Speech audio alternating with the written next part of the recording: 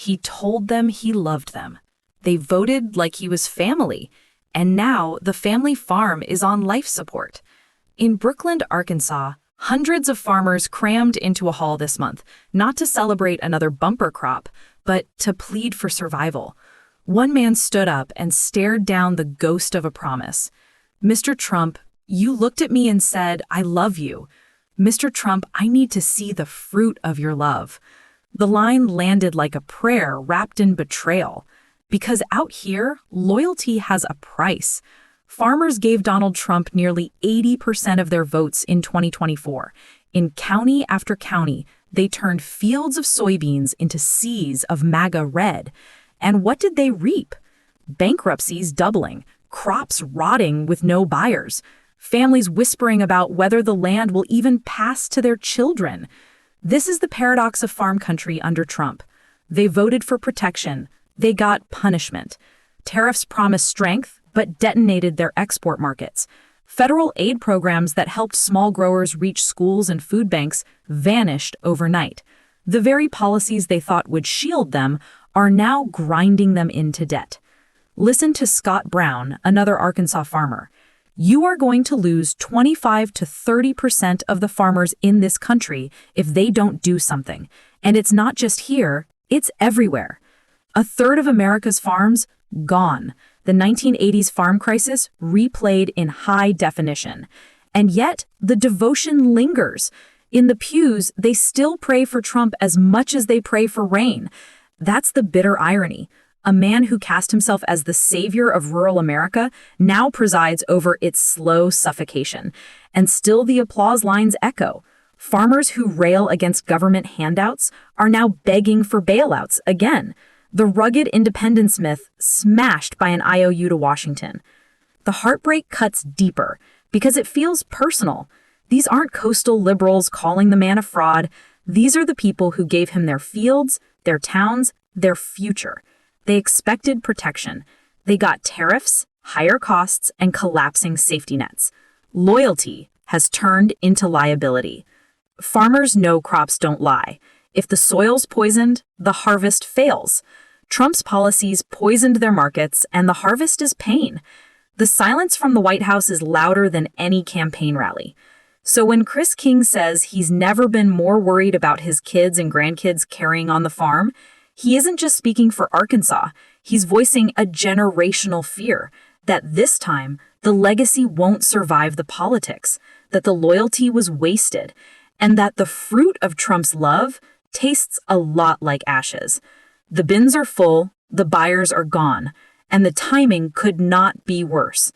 Trump told farmers to have fun selling inside the U.S. after he slapped tariffs on foreign goods.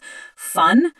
Not when China, the world's biggest soybean customer, walked away and never came back. As of late August, not a single U.S. soybean cargo had been booked for China. Zero. Brazil grabbed the market and won't be handing it back with a smile. The dominoes fell fast. USAID, once a reliable buyer spending billions a year on American crops for global food aid, froze up under Trump. Another pipeline gone. Mexico and Canada, two of America's top crop customers, got dragged into Trump's tariff wars too. Retaliation lurks at every border. The result? Silos crammed with unsold grain, prices dropping by the week, farmers staring at spreadsheets that only bleed red. This isn't abstract trade talk. It's the brutal arithmetic of survival. A farmer plants soybeans in the spring, counting on pre-sold contracts to keep the bank at bay. By harvest, those deals evaporated. What's left? Bargain basement prices and a scramble to offload crops before they rot. One Ohio State economist put it bluntly: downward pressure on soybean prices. Translation? Good luck breaking even. The ripple spreads beyond soy. Corn, wheat, specialty crops, they all depend on export markets. And while Trump tweets about new deals with the UK or Japan, farmers know the math. Even if those deals land, they'll never replace the gaping hole China left. You don't swap out a billion-dollar buyer like you swap tractors. This is the cruelest irony. Trump built his brand on being the tough negotiator, the tariff warrior. Farmers cheered him on, convinced it was all part of a grand bargain that would end with more stable prices and stronger markets. Instead, they've been drafted as cannon fodder in a trade war they can't win. And now, desperation takes a familiar shape. Farmers whisper about bailouts, about whether Washington will cut another round of checks to tide them over. But as one advocate put it, farmers don't want a handout. They want a fair price. A bailout doesn't resurrect lost markets. It doesn't convince China to return. It doesn't erase the fact that Brazil just inked contracts for years of soy. The harvest is here, buyers aren't. That's the trade deal Trump never admitted. Farmers traded their votes for a market that no longer exists. The bins are full, packed with crops no one wants. Proof that protectionism in practice tastes like surplus, and surplus tastes like bankruptcy. The numbers don't lie. Inputs up, outputs down. Farmers are caught in a vice, and the screws keep turning. Trump's tariffs weren't just aimed at China. They hit the lifeblood of American farming: fertilizer, pesticides, herbicides, steel, aluminum. Translation?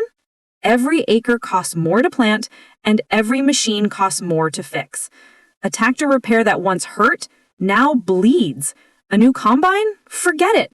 Farmers are scouring secondhand markets, patching rust, cannibalizing parts like mechanics in a junkyard war. Meanwhile, crop prices sink. Soybeans drop because China vanished. Corn margins shrink under export uncertainty. Wheat buyers hedge. So while income falls, bills rise. The spread is lethal. One farm advocate put it in brutal terms: farmers are losing $100 to $200 an acre this year.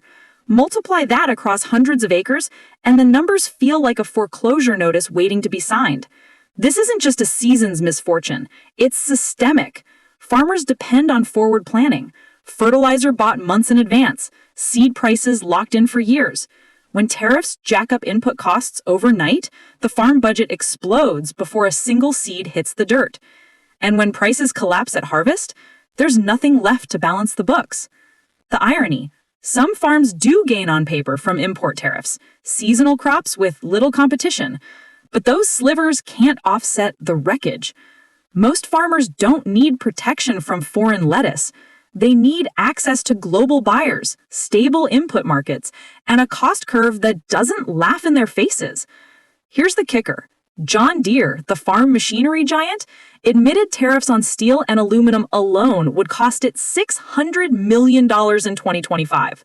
If the supplier bleeds that much, what chance does a single soybean farmer have? Even the corporate backbone of American agriculture feels the pinch. And yet, farmers cling to the land. They cut back on purchases. They run machinery into the ground. They put off repairs, hoping the next harvest, the next price shift, the next bailout will save them. But hope doesn't pay for fertilizer, and fertilizer doesn't wait for politics. The math is merciless. Crops worth less, costs worth more. Farmers are working harder to lose faster. This isn't just the invisible hand of the market. It's the clenched fist of policy, hammering the table, forcing family farms to choose between debt and collapse. And every acre lost is a reminder: tariffs don't just tax goods, they tax survival. The ladder was there. Small and mid-sized farmers had finally found rungs to climb: local food programs, school contracts, climate resilience grants. Then, Trump kicked the ladder away. Federal programs like local food purchase assistance and local food to schools weren't charity. They were lifelines. They gave farmers reliable buyers: food banks, cafeterias, community markets. They turned carrots into contracts, apples into invoices. They helped small growers scale beyond roadside stands. And just as they gained traction, Trump froze them, then canceled them. One stroke of the pen and years of progress gone. The fallout is brutal. Without those institutional buyers, small farms lose steady revenue. Without climate transition programs, they lose tools to survive floods, droughts, and pests. The weather gets meaner, the market gets colder, and farmers are left naked in the storm. The timing couldn't be crueler. Arkansas farmers just watched $80 million in crops drown in floods this spring. Programs that could have cushioned the blow canceled. The USDA's resilience funding meant to help farms adapt to climate chaos axed. Farmers don't need lectures about adapting. They needed those grants yesterday. This isn't abstract policy, it's consolidation in motion. When small and mid-sized farms lose steady markets, the only ones who can weather the storm are giants, agribusinesses with deep pockets and global reach. That's how it happened in the 1980s farm crisis. Hundreds of thousands of family farms vanished, swallowed by banks and corporations. The echoes are loud. One advocate warns conditions today are eerily similar. And here's the kicker. Farmers didn't just lose programs. Communities lost food. Schools that once served fresh local produce are back to frozen bulk. Food banks that once handed out fresh vegetables are scrambling again. Policies that were sold as cutting red tape actually cut supply lines of nutrition to America's poorest kids. Deregulation dressed up as freedom, served cold on a plastic tray. Trump supporters say farmers wanted less regulation, but many small growers weren't fighting the EPA, they were building markets. They wanted rules that opened doors, not slamming them shut. Instead, they got a policy regime tailored to big commodity farms and export fantasies. Everyone else? Collateral damage. The ladder is gone, the rungs have snapped, and the next generation of small farmers is staring at the ground, not the climb. The dream of diversified local farming wasn't crushed by drought or wugs, it was crushed by politics. And when the dust settles, America's fields risk looking less like patchwork family farms and more like corporate plantations in all but name. The fields are ready, the workers aren't, and the robots, they're still science fiction. Trump's hard line on immigration gutted the labor pool that actually keeps American farms alive. Raids, deportations, fear. Workers walked off the fields and back across borders.